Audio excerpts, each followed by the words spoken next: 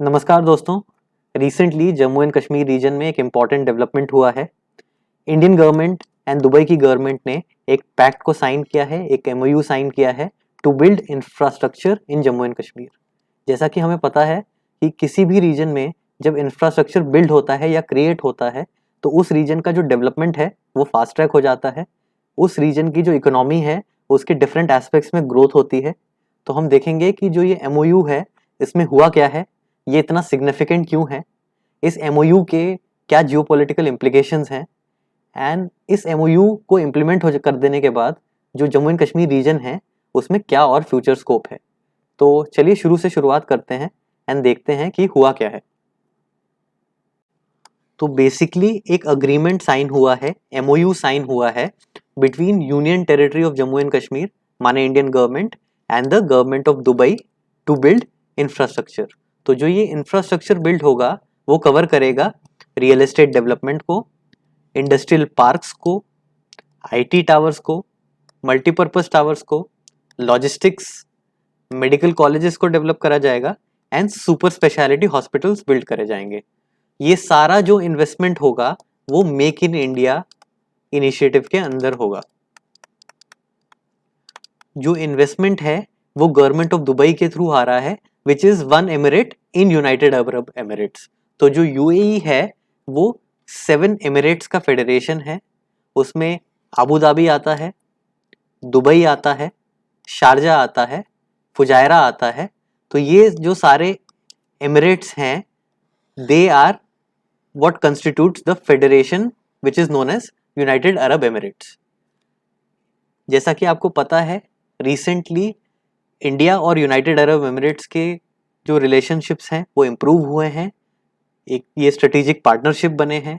कुछ साल पहले जो यूएई के क्राउन प्रिंस थे वो रिपब्लिक डे में चीफ गेस्ट भी बन के आए थे। तो जो इंडिया एंड जो यूएई के रिलेशनशिप्स हैं वो अब नेक्स्ट लेवल पे पहुंच गए हैं इस एमओयू के साथ। तो अब हम देखेंगे कि जो ये एमओयू है ये सिग्निफिकेंट क्यों है, इस एमओयू का महत्व क्या है। जो ये अनाउंसमेंट है एमओयू का, ये एक मेजर माइलस्टोन है to bring development to Jammu and Kashmir region. जो गवर्नमेंट है उसने ऑलरेडी 23,000 करोड़ का इन्वेस्टमेंट लॉक इन किया हुआ है इस रीजन के लिए एंड जो ये एमओयू है that is over and above this amount.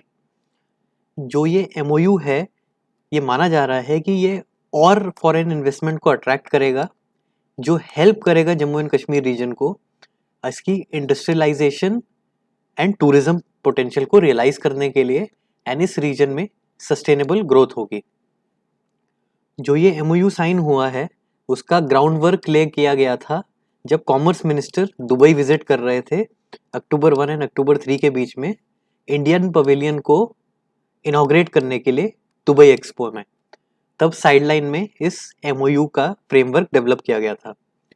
इसके अलावा जो इंडियन गवर्नमेंट है और यूएई गवर्नमेंट है वो एक फ्री ट्रेड अग्रीमेंट साइन कर रहे हैं जो मार्च तक साइन होगा अगले साल एंड उसमें भी इस रीजन के लिए ये माना जा रहा है कि और इन्वेस्टमेंट अपॉर्चुनिटीज आएंगी। Union minister for commerce and industry Piyush Goyal ji के अनुसार जो ये एमओयू है ये एक स्ट्रॉन्ग सिग्नल है पूरे वर्ल्ड को कि इंडिया एक ग्लोबल सुपर पावर में ट्रांसफॉर्म हो रही है, ग्लोबल पावर में ट्रांसफॉर्म हो रही है एंड जम्मू एंड कश्मीर का बहुत सिग्निफिकेंट रोल है इसमें। तो ये हमने डिस्कस कर लिया जो ये एमओयू था उसका क्या इकोनॉमिक सिग्निफिकेंस था। अब हम देखते हैं कि जो ये एमओयू है इसका क्या जियोपॉलिटिकल सिग्निफिकेंस होगा। देखिए जो रिटायर्ड डिप्लोमेट्स हैं उन्होंने इस एमओयू को जियोपॉलिटिकली इंडिया के लिए एक मेजर सक्सेस बताया है। जो यूएई है वो एक बहुत पावरफुल प्रेजेंस है ओआईसी में। OIC organisation of Islamic cooperation है। ये एक अलायंस है 56 कंट्रीज का जिसमें इस्लाम का एक सिग्निफिकेंट रोल है। या तो इन कंट्रीज में इस्लाम स्टेट रिलीजन है या फिर इन कंट्रीज में Muslim population majority of the population है। पास्ट में ये देखा गया है कि पाकिस्तानी गवर्नमेंट इस फोरम का इस्तेमाल करती थी अपना फेक कश्मीर प्रोपागेंडा पेडल करने के लिए एंड ट्राई करती थी कि इस फोरम में इंडिया को आइसोलेट किया जा सके। बट ये अब चीज़ चेंज हो गई है जब से इंडिया के business and diplomatic ties OIC की कंट्रीज के साथ हो गए हैं। तो इस एमओयू के बाद पाकिस्तान गवर्नमेंट का जो फेक कश्मीर प्रोपागेंडा है वो नहीं यूज किया जा पाएगा इंडिया को आइसोलेट करने के लिए। तो ये हो गया geopolitical significance of this MOU. अब जो फ्यूचर स्कोप है आफ्टर जो ये एमओयू के इफेक्ट्स होंगे, उससे जो फ्यूचर स्कोप है जम्मू एंड कश्मीर रीजन का, उसको देखते हैं। इस रीजन में जो इन्वेस्टमेंट हो रहा है उसकी पोटेंशियल को रियलाइज करने के लिए फॉलोइंग स्टेप्स करने की ज़रूरत है। सबसे पहले जो ह्यूमन कैपिटल है उसमें इन्वेस्ट करने की ज़रूरत है। इसके अलावा और फॉरेन इन्वेस्टमेंट्स की ज़रूरत है। जो फॉरेन कंपनीज़ हैं या इंडियन कंपनीज़ हैं उनके ऑफिसेज इस रीजन में सेटअप होने चाहिए। एंड इम्पॉर्टेंट जो कंट्रीज़ हैं उनके वीज़ा सेंटर्स इस्टेब्लिश होने चाहिए। इसके अलावा इस रीजन की इंटरनेशनल कनेक्टिविटी इंश्योर करने की ज़रूरत है। इसके लिए पहला स्टेप ऑलरेडी हो चुका है। जो होम मिनिस्टर हैं उन्होंने रिसेंटली शारजा के लिए एक डायरेक्ट फ़्लाइट इनॉग्रेट करी है। होपफुली आगे दुबई के लिए फ़्लाइट आएंगे। एंड जो यूएई की कैपिटल है अबू धाबी, उसके लिए फ़्लाइट्स होंगे। एंड जो important countries of the world हैं उनके जो कैपिटल्स हैं या इम्पोर्टेंट सिटीज़ हैं उसके लिए यहाँ से फ़्लाइट चलेंगी। अगर ये तीन चीज़ इंश्योर हो गई तो जो जम्मू एंड कश्मीर रीजन का इनहेरेंट टूरिज्म पोटेंशियल है वो टैप इन हो जाएगा। Jammu and Kashmir region already एक टूरिज्म हब है।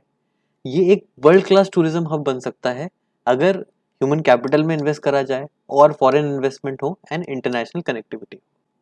फाइनली ये इंश्योर करना ज़रूरी है कि जो ये इन्वेस्टमेंट है इसकी सिक्योरिटी इंश्योर हो सके, ताकि जो नॉन स्टेट एक्टर्स हैं, जो डेवलपमेंट प्रोसेस है इस रीजन का, उसको डिरेल ना कर सकें। सो आई होप ये वीडियो आपके लिए यूज़फुल था। अगर था तो आप इस वीडियो को लाइक कर सकते हैं, अपने फ्रेंड्स के साथ इसको शेयर कर सकते हैं एंड इस चैनल को सब्सक्राइब कर सकते हैं। अगर आपके कोई डाउट हैं तो आप हमें कमेंट सेक्शन में बता सकते हैं। So thank you for watching and I will see you in the next lecture.